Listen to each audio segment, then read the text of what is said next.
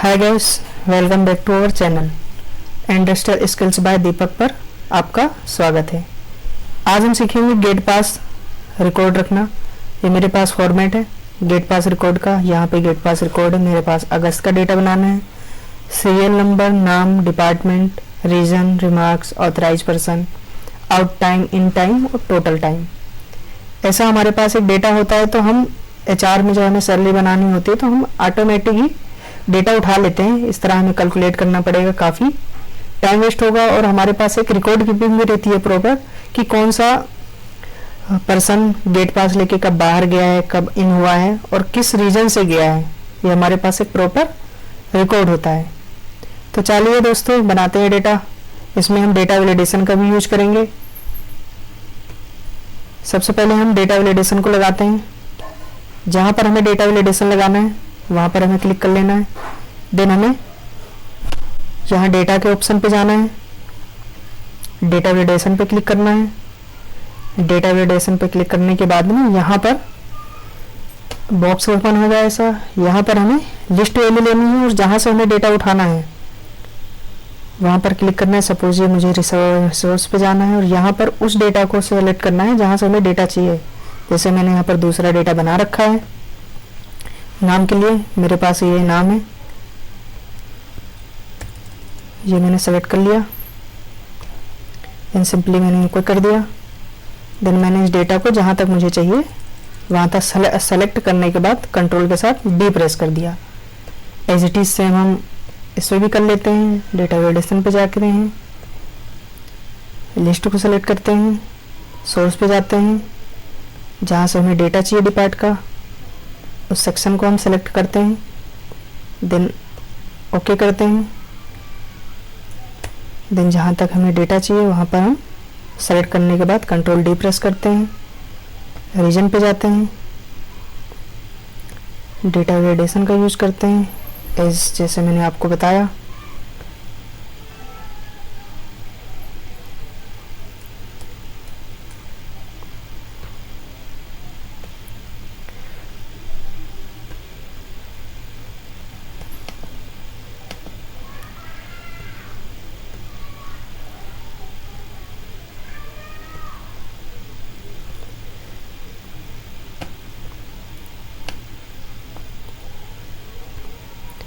Then इसको select कर लेना है।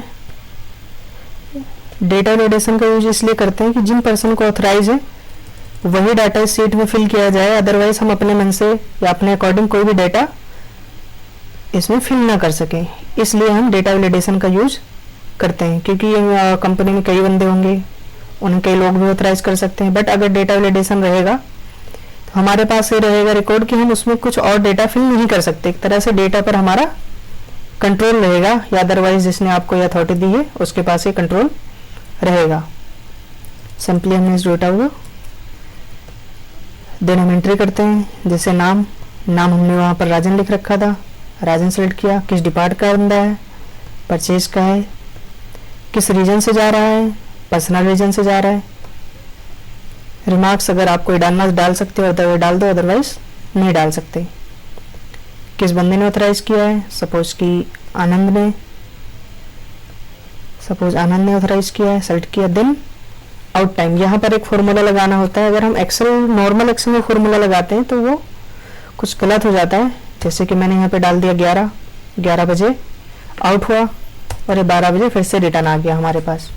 देन अगर हम इसे सम का फॉर्मूला यूज करते हैं, इक्वलिटी का, देन इन टाइम सेलेक्ट किया, माइनस किया, देन यहाँ पर 1 आवर्स हो गया।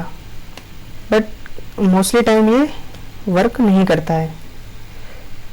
मेरे इसमें तो कर रहा है बट काफ़ी सिचुएशन में वर्क नहीं करता। सपोज मैं इसको 12 की जगह अगर 13 करूँ तो 2 हो गया। बट अगर सपोज आपके उसमें वर्क नहीं कर रहा है, आपने सिंपली क्या करना है, यहाँ पे जाना है। ऐसा बॉक्स ओपन होगा, कस्टम पे जाना है।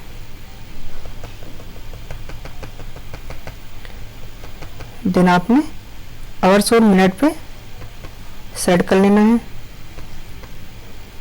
सेम एज इट इज इसको भी करना है।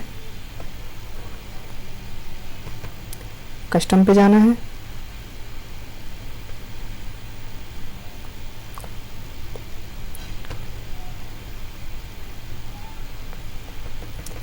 एज इट इज आपने सेलेक्ट कर लेना है।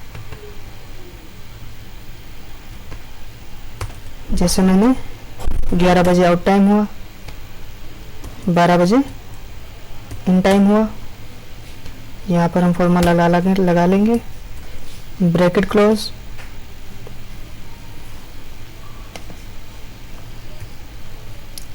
Out time, entry. 1 आवर्स हो गया। सपोज इसे मैं 13 कर देता हूँ, 2 आवर्स हो गया।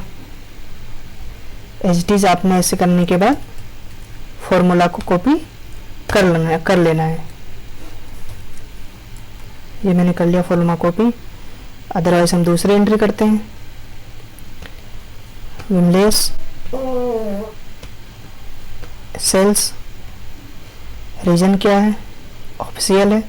हम यहाँ पर रिमार्क डाल सकते हैं, जैसे मार्केटिंग के लिए गया है, मार्केटिंग किस पर्सन ने ऑथराइज किया है, राहुल परचेज ने ऑथराइज किया।